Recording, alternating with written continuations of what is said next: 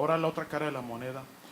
¿Cuál es el perfil de tolerancia? ¿Con qué frecuencia se ve, por ejemplo, la emergencia de neoplasias secundarias, neuropatía, neutropenia, enfermedad extramedular? En ese sentido, quisiera usted ampliar. Sí, gracias. Es muy, muy importante saberlo manejar. Y hay una serie de practicalidades, no las manejé todas por el tiempo, obviamente. Primero, es muy, muy claro que hay un aumento en neoplasias secundarias con el uso crónico de los inmunomoduladores y es algo que discutimos con los pacientes. Sin embargo, el aumento absoluto, si bien el aumento relativo puede ser importante, el aumento absoluto es muy, muy bajo.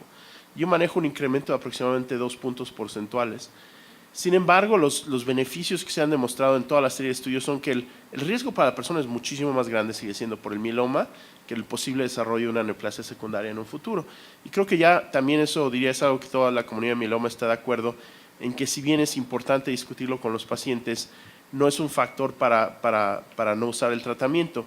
Ahora, para algunos pacientes es obviamente parte de una discusión muy importante porque pues, les causa mucha ansiedad la idea de tener que lidiar con esto. Algo que no tenemos, que es bueno comentarlo, es no hay esquemas organizados o recomendados, por ejemplo, de vigilancia para estos cánceres, ¿no? Es un poquito en forma aleatoria. Quizás sería algo bueno tener eso más definido, pero no es algo sobre lo que se haya trabajado.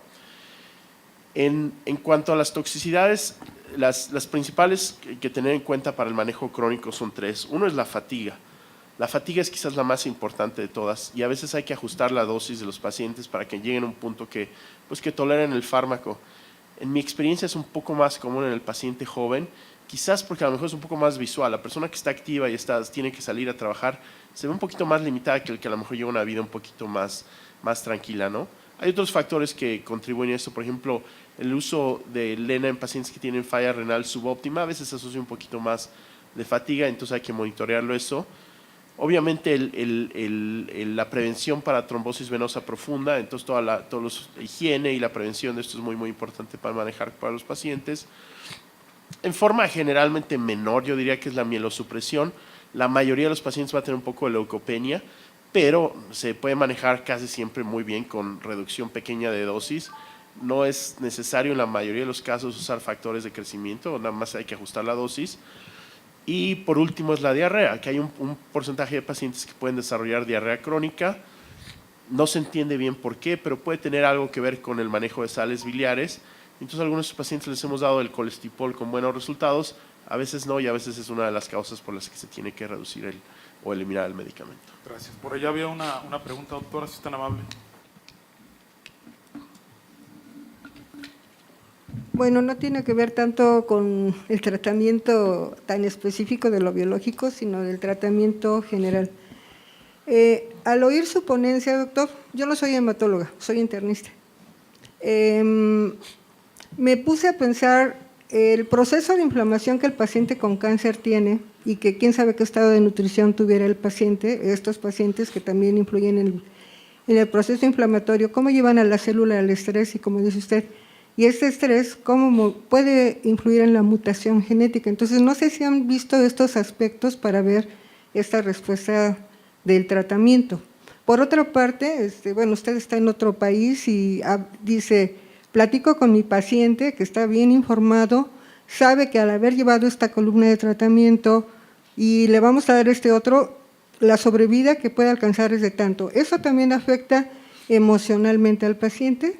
Y no es pregunta, eso afecta también emocionalmente al paciente y en consecuencia su respuesta anímica va a ser diferente y quizá todo el organismo va a tener un efecto diferente para la respuesta al tratamiento.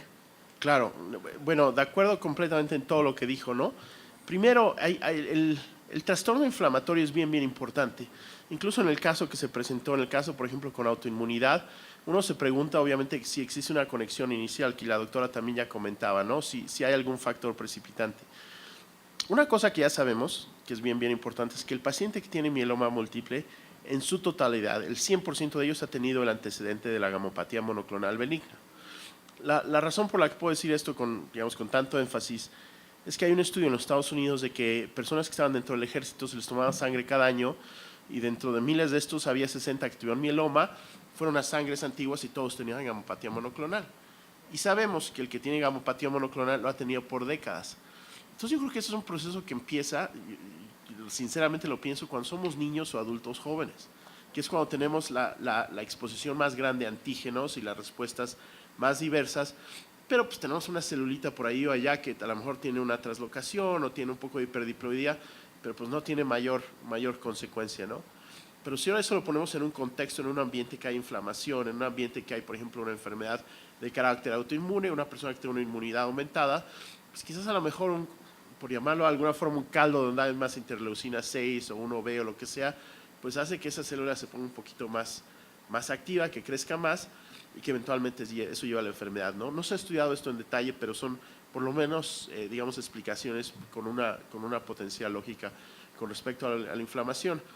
Ahora, todo lo que es el aspecto metabólico no lo desconocemos. Sabemos que la obesidad se asocia con el mieloma múltiple en ensayos grandes de tipo de población. Sabemos que la metformina, si bien nunca la recomendaría como tratamiento, en ensayos grandes, también de estos que son de lo que decía, de informaciones grandes, bases de datos grandes, se asocia con una mejoría en la sobrevida del paciente de mieloma múltiple. Entonces, a lo mejor hay algo por ahí del metabolismo, el manejo de la glucosa, que tiene que ver con el metabolismo de estas células. Igual, por ejemplo, los que yo le mostraba de los antioxidantes, de la oxidación que existe, ahora le decimos a los pacientes, pues no queremos que tome antioxidantes, a lo mejor puede ser como tomar un antídoto, ¿no? Uno toma un antioxidante y entonces las células no tienen el mismo estrés que tendría normalmente. Entonces, su pregunta fue muy amplia, pero hay una cantidad de respuestas y toda una serie de trabajos que todavía se tienen que hacer, obviamente, al respecto de esto, ¿no? La doctora Renata Rivera pregunta, ¿los marcadores genéticos alterados en el mieloma múltiple cambian el esquema de tratamiento, doctor? Si la respuesta es clara, los marcadores van a cambiar el esquema. Lo más importante es, para pacientes que tienen marcadores de alto riesgo, obviamente les damos los mejores esquemas de inducción y si llevan a trasplante, tratar de maximizar el uso de los inhibidores del proteasoma más los inmunomoduladores en el post-trasplante. Ahora, hay una serie de trabajos nuevos que son bien interesantes, sobre todo para los pacientes que tienen la 11-14. No lo mencioné el día de hoy por el tiempo, obviamente, pero el famoso venetoclax parece ser de una actividad aumentada en pacientes con el mieloma con la 11-14. Entonces hay que estar pendientes de esos trabajos, cómo van en el futuro. Tenemos una pregunta allá y enseguida con usted. Por favor. Okay. Retomando otra vez la parte en donde hablas de la tiorredoxina como sí. Efecto antioxidante y la producción de peróxido de hidrógenos para inducir la apoptosis a nivel celular, ¿no has visto que esta proliferación de radicales libres peróxido de hidrógeno afecten a otras células o creen otro cáncer en algún otro lugar? Porque los radicales libres tienen diferente efecto. Claro, Entonces, no, eso es una pregunta excelente. Nosotros no lo hemos investigado directamente. Incluso la posibilidad de que algunos de estos procesos causen mutaciones ya dentro de la misma célula, ¿no? Porque sí causan el estrés, pueden causar los rompimientos tanto del DNA. Y yo creo que sería interesante explorarlo. Ahora, lo que hemos dicho es que estos procesos no son exclusivos de las células plasmáticas. Obviamente las células mieloides tienen todo otro proceso de manejo de radicales libres.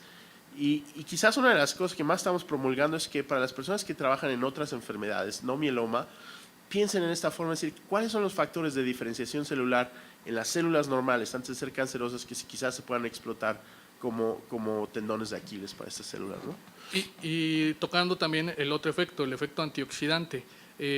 Mencionas también esa cierta resistencia hacia los medicamentos, hacia la tiorredoxina. Sí. Pero ¿has investigado si los niveles o la concentración de la tiorredoxina en esa resistencia se elevan o quizás es el efecto de algún otro antioxidante, glutatión peroxidasa a lo mejor, que esté actuando ahí como un efecto colateral? No hemos visto cambios en los niveles de la tiorredoxina y hemos estudiado algo con el glutatión y algunos de los otros antioxidantes también naturales. Lo más claro que tenemos, y no sabemos exactamente cómo funciona a nivel molecular, es nada más la disminución de actividad de tiorredoxina en este momento. Hay un grupo alemán que publicó algo más con un efecto de tipo chaperona que tiene una molécula que se llama el MCT1, que quizás esté contribuyendo a este efecto en cuanto al manejo de los radicales libres, pero todavía no tenemos una explicación clara de por qué funciona así. Pero obviamente otra área para trabajar muchísimo, ¿no? Muy extensa. Muchas gracias. Gracias. Por favor. En pacientes de alto riesgo, de ultra alto riesgo, en los que se debe ofrecer el mejor tratamiento en toda la pandemia, ¿representa ventaja o desventaja de iniciar un tratamiento con el mieloma? ¿Qué pasa en la recaída? ¿Influye en el tratamiento de la recaída? ¿Y sabes de un principio en el mieloma? Sí, es una muy buena pregunta, ¿no? Si el uso de un anticuerpo monoclonal, nada más lo repito para los que están en línea, es una ventaja o desventaja, sobre todo en los de muy alto riesgo. Hay muy poca información realmente para contestar eso ahorita en forma digamos, clara, pero pues existe la preocupación, obviamente, que el de muy alto riesgo, se haga lo que se haga, el paciente va a progresar y entonces, ¿por qué no darle los mejores tratamientos de primera entrada? Existe la hipótesis, que no es al 100%, de que quizás estos tratamientos que se llaman extragenómicos, que no tienen tanto que ver con el señalamiento intracelular, quizás van a llevar un poco más de tiempo en que se demuestre resistencia a ellos, ¿no? Entonces, a lo mejor va a ser mejor para los pacientes de muy alto riesgo, pero clínicamente todavía no se ha estudiado mucho eso. La otra cosa es que quizás para estos de muy alto riesgo también conviene estudiar en más detalle todo lo que son la inmunoncología, ¿no? Incluso con los bloqueadores del famoso checkpoint, que si bien ahorita están en pausa por algunos resultados en los ensayos clínicos, quizás pudieran ser de beneficio. Por ejemplo, el mieloma de más alto riesgo ahorita con respecto a las translocaciones es la 14-16. No hay ningún buen tratamiento para la 14-16 y son los mielomas más mutados. Entonces, a lo mejor son los que tienen más neoantígenos y que van a responder mejor a este tipo de intervenciones. Regresando al auditorio en línea, tenemos otra pregunta, la doctora Margarita Contreras, de Siglo XXI. Quiere saber si el esquema de acondicionamiento para trasplante que utilizan ustedes es el estándar habitual Melphalan o utilizan algún otro acondicionamiento. Muy buena pregunta. Hay varias líneas de trabajo que están explorando nuevos acondicionamientos. Nosotros usamos el Melphalan 200 miligramos o 140 ajustado para aquellos que tienen edad o falla renal, ¿no? Lo hacemos el trasplante también en pacientes que tienen falla renal, pero hay estudios que están comparando esto con el busulfán. Ya la radioterapia básicamente no se usa, es mucho mejor nada más con los medicamentos. Hay una serie de estudios con el bortezomib,